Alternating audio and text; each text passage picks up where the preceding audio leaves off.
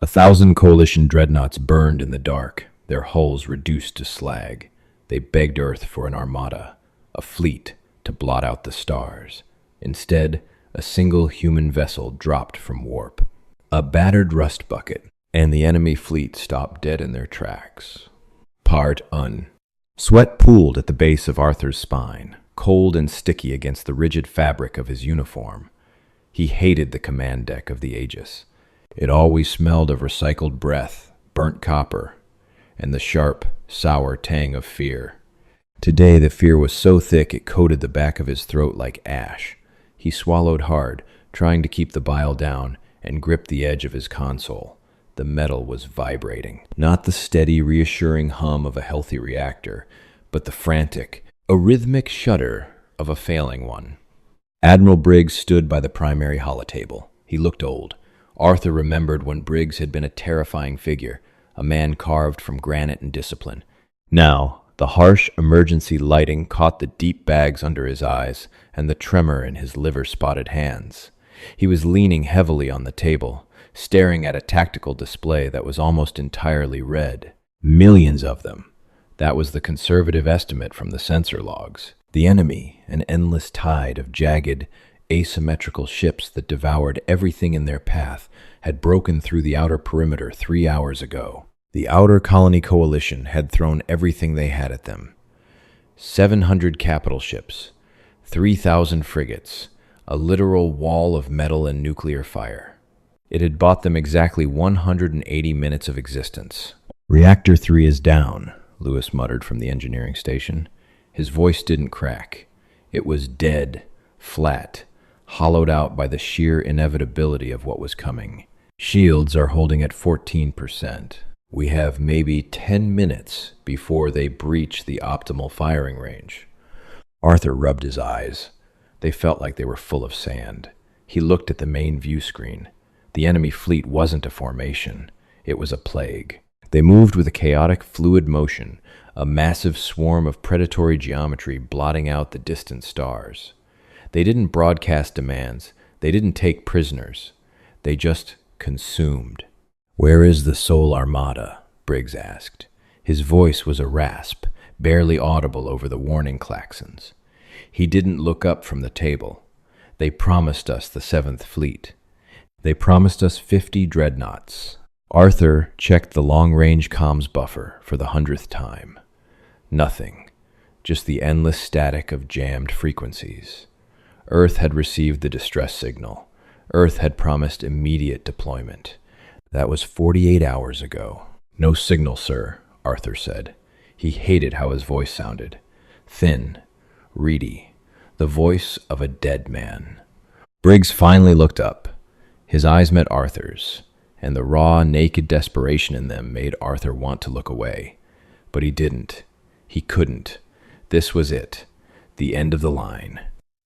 The outer colonies were going to die here, choking on their own blood in the cold vacuum of space, while Earth sat safe behind its heavily fortified borders.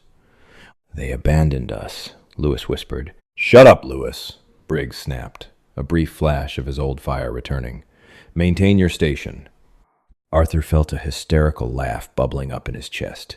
Maintain your station, as if pressing buttons and reading dials was going to stop the apocalypse bearing down on them. He bit the inside of his cheek hard enough to draw blood.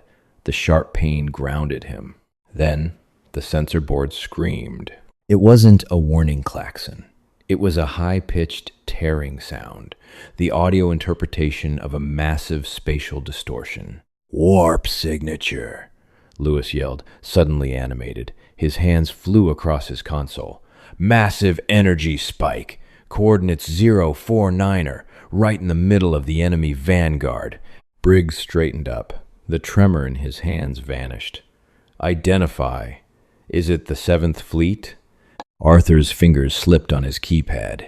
His palms were too sweaty. He cursed, wiped them on his trousers, and locked onto the energy signature. The data scrolling across his screen was impossible. The gravitational shear was tearing a hole in local space. It was the kind of entrance you made when you wanted everyone in the system to know you had arrived. It was arrogant. It was loud. It was deeply, unmistakably human. "It's Earth," Arthur breathed, the tension in his chest cracking open to let a tiny, painful ray of hope shine through. "It's an Earth signature." "On screen," Briggs commanded. The main view screen flickered, cutting through the visual static of the enemy swarm, and zoomed in on the point of spatial rupture. Space itself seemed to bleed, glowing a violent, bruised purple. Then the tear snapped shut with a flash of light that overloaded the optical filters for a split second. Arthur held his breath, waiting for the massive silhouettes of the Sol Armada dreadnoughts to resolve. He waited for the sleek, deadly lines of Earth's heavy cruisers, the bristling weapon pods of their destroyers. He waited for a fleet that would make the stars tremble. The light faded. There was dead silence on the command deck. Arthur stared at the screen. He blinked hard, sure his eyes were failing him. He checked the sensor readouts. He checked them again. "Lewis," Briggs said slowly, dangerously quiet, "is the long-range optics array malfunctioning?" "No, sir," Lewis whispered. "Optics are functioning at optimal capacity." Hanging in the dark void of space, completely surrounded by the million-strong swarm of the enemy fleet, was a single ship. It wasn't a dreadnought. It wasn't even a cruiser. It was an ugly, brutalist wedge of dark gray metal, barely the size of a standard coalition frigate. It had no visible weapon batteries, no glowing engine nacelles, no elegant design. It looked like a discarded slab of industrial iron, scarred with micrometeorite pitting and blast burns. It was entirely unremarkable, save for a massive, heavily armored cylinder attached to its ventral hull. Arthur felt his stomach drop into his boots, the tiny ray of hope extinguished, replaced by a suffocating blanket of despair. "One ship," Briggs said, his voice breaking. He sounded like a confused child. "They sent one ship." Arthur stared at the tactical map. The single blue dot was completely engulfed by a sea of red. It was a joke, a sick, twisted joke. Earth hadn't sent salvation. They had sent a spectator. "Pardue." Static hissed through the command deck's primary speakers, loud and abrasive. Arthur flinched, instinctively reaching for the volume dial. The channel was completely unencrypted, an open broadcast originating from the lone human vessel. "Coalition flagship Aegis, this is Captain Miller of the United Nations vessel Deliverance." The voice wasn't booming or heroic. It sounded bored. It sounded like a man who had just been woken up from a nap and was severely annoyed about it. In the background, Arthur could clearly hear the rhythmic crunch of someone eating. Briggs practically lunged over the holotable.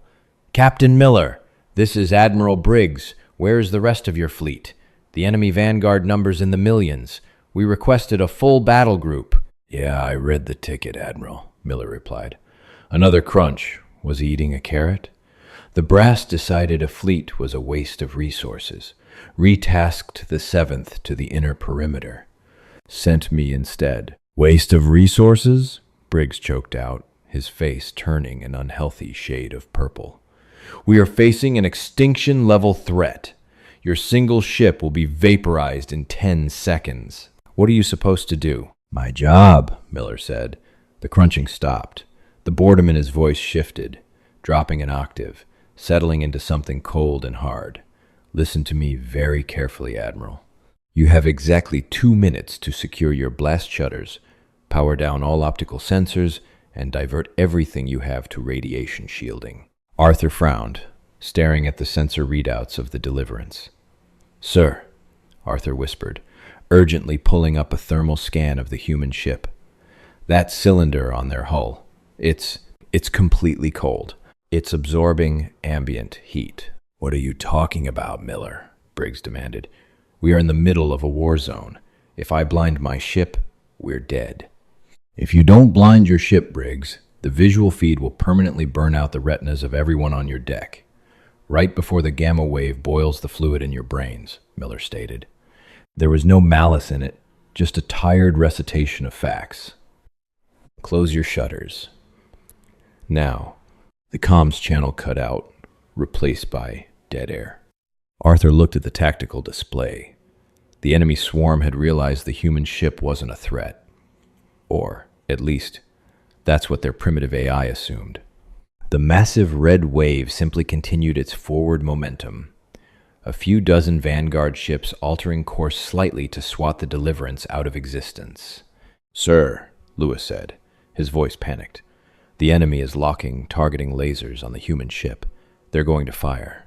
Arthur didn't wait for Briggs. He didn't care about the chain of command anymore. He looked at the ugly gray slab on the screen and remembered the rumors about humanity. They weren't tacticians. They weren't honorable warriors. They were survivors who fought dirty, throwing rocks until they learned how to throw fire, and throwing fire until they learned how to split the atom. "Lewis, close the blast shutters," Arthur barked, his hands flying across his own terminal, ripping the optical feeds offline. "Lieutenant Pendleton, what are you doing?" Briggs yelled. "Trusting the monsters, sir," Arthur shouted back, slamming his fist down on the manual override for the radiation shielding. Heavy steel blast doors groaned in protest as they slammed down over the main viewing ports, plunging the command deck into the dim, amber glow of emergency lighting. "Shutting down external optics," Lewis complied, his fingers moving frantically. The main screen went black. Arthur grabbed the edge of his console, his knuckles turning white. He squeezed his eyes shut, pressing his face against his arm. Outside, in the cold vacuum, the Deliverance didn't try to evade. It didn't fire defensive flares. It simply detached the massive, cold cylinder from its belly. The cylinder drifted downward, dead and inert.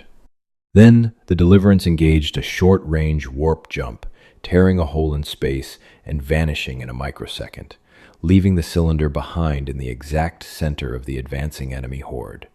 On the Aegis, the silence was suffocating.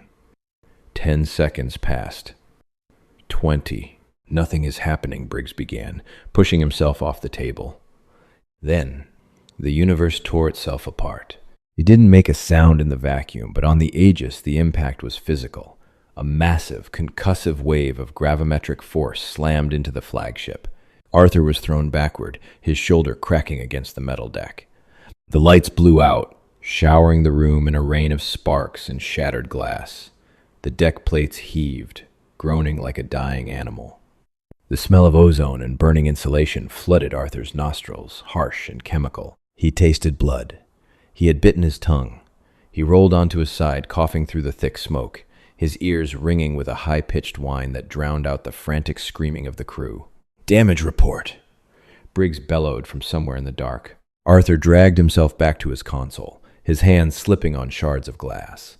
He blindly hit the auxiliary power switch. A few screens flickered to life, casting a sickly green glow over the ruined command deck. "Shields are completely gone," Lewis gasped, bleeding from a cut above his eye.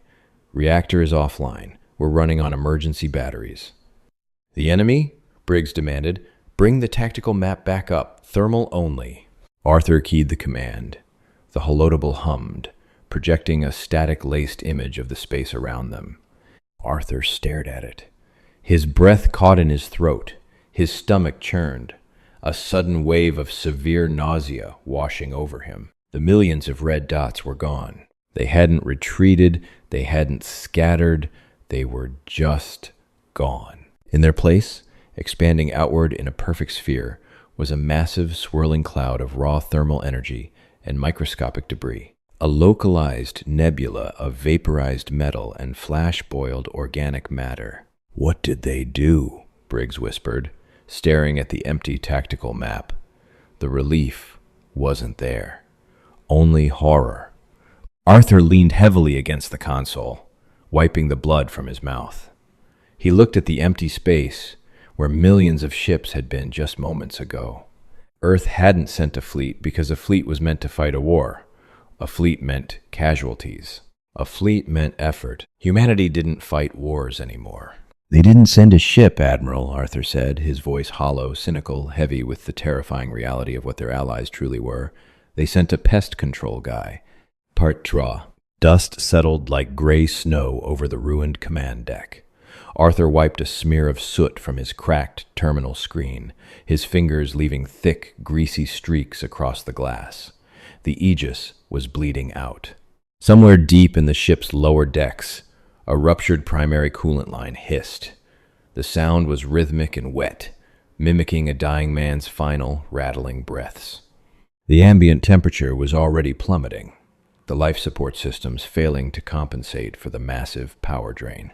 Arthur watched his own breath plume into white mist under the sickly, flickering green light of the emergency backup strips. No one spoke. The silence was heavier than the concussive wave that had nearly ripped the flagship in half. Admiral Briggs stood rigidly by the dead holotable, staring at the blank, shattered surface, as if sheer willpower could force it to display the tactical grid again. His uniform was torn at the shoulder, revealing a nasty purple contusion, but he didn't seem to feel it. He looked completely hollowed out. The terrifying certainty of death had been suddenly, violently replaced by a survival he didn't comprehend, and the shock was paralyzing him. Arthur tasted stale copper. He spat a glob of blood onto the grated floorboards and pressed the heel of his hand against his temple, trying to massage away a migraine that felt like a localized drill bit behind his left eye. He looked over at the engineering station. Lewis was slumped in his harness, weeping. It wasn't a hysterical, relieved cry. It was a quiet, broken, sobbing. The kind of sound a person makes when their brain simply snaps under the weight of too much adrenaline. "Damage control," Arthur croaked. His throat felt like it was coated in fiberglass. He cleared it, swallowing hard against the dryness, and tried again, forcing volume into his voice. "Lewis, I need a damage control assessment. Now." Lewis jerked, blinking rapidly as he wiped snot and tears from his face with the back of a trembling, grime-covered hand. He fumbled with his auxiliary keypad. Yes. Right away, Lieutenant."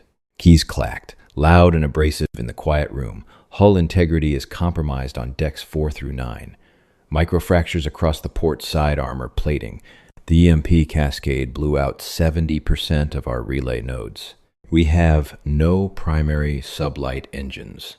No warp drive. Life support is running on chemical scrubbers and reserve batteries. Briggs finally moved. He slowly turned his head, his eyes struggling to focus on Arthur in the dim light. "The enemy. Pendleton. Are you absolutely certain the swarm is eradicated?" Arthur tapped a sequence into his console, routing the raw thermal data through a secondary, unshielded processor. The screen flickered to life. "There is nothing out there, sir. Just an expanding cloud of superheated plasma. No drive signatures. No biological markers. It's a completely sterile zone." He stared at the readouts, a cold, creeping horror working its way up his spine, freezing the sweat on his neck. It wasn't just that the enemy was dead. It was the absolute lack of debris. When you fought a fleet, you left a graveyard. Shattered hulls, frozen corpses, floating munitions. It was a tangible testament to a struggle. There was no graveyard outside the Aegis. There was just a vacuum. The human weapon hadn't broken the enemy ships apart. It had unmade them. It had dissolved millions of tons of heavy armor and organic material into subatomic dust in a fraction of a second. It was an erasure. "Sir," Lewis whispered, his voice hitching, "I'm picking up a spatial distortion inside the blast radius." Briggs stiffened, his hand dropping to the useless sidearm at his hip. "Survivors?" "No," Arthur said, reading the telemetry as it chugged through his slow, damaged console. "It's a localized warp tunnel, exactly the same signature as before." Space tore open again, a violent, ugly purple scar against the dark. The flash of light was muted this time, filtered through the thick, heavily shielded blast doors covering the Aegis's viewports, but the gravimetric shudder still rattled Arthur's teeth. The Deliverance dropped back into real space. It looked exactly the same, ugly, brutalist, covered in scorch marks and industrial grime. The only difference was the missing cylinder on its belly.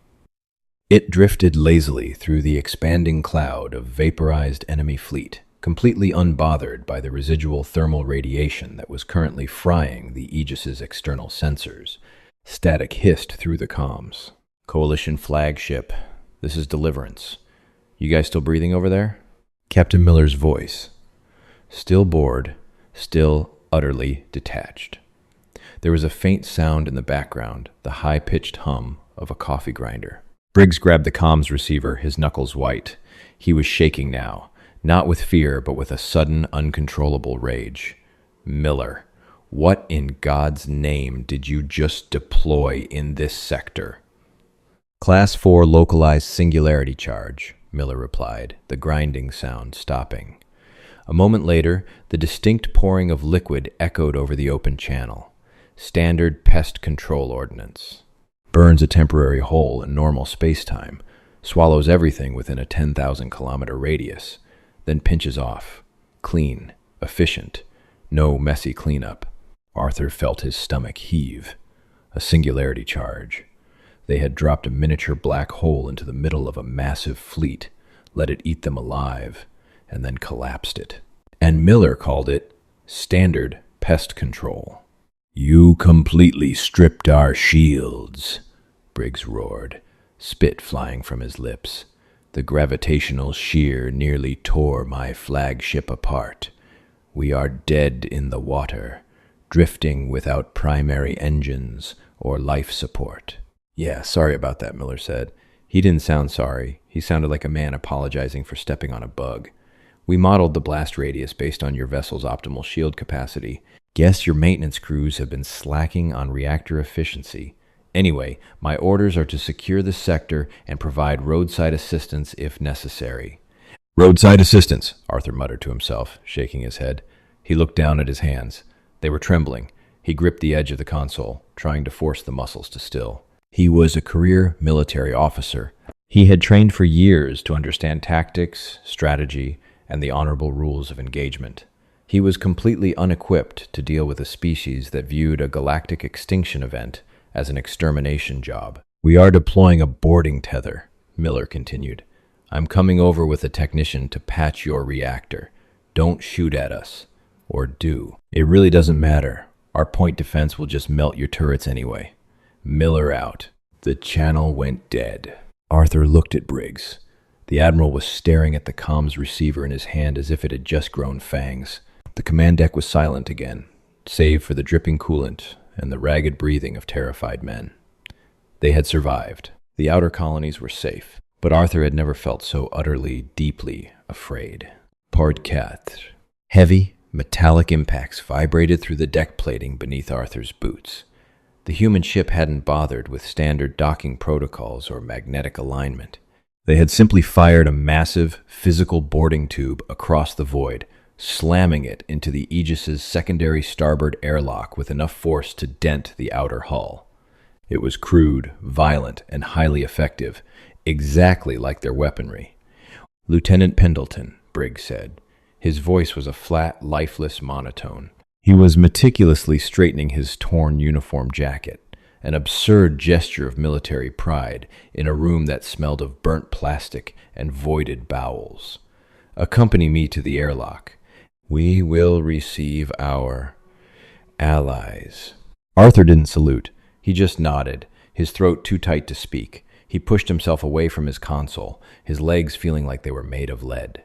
He unholstered his sidearm out of pure muscle memory, checked the power cell, and slammed it back into his holster. A futile gesture. If the humans decided they were a nuisance, a plasma pistol wasn't going to stop them.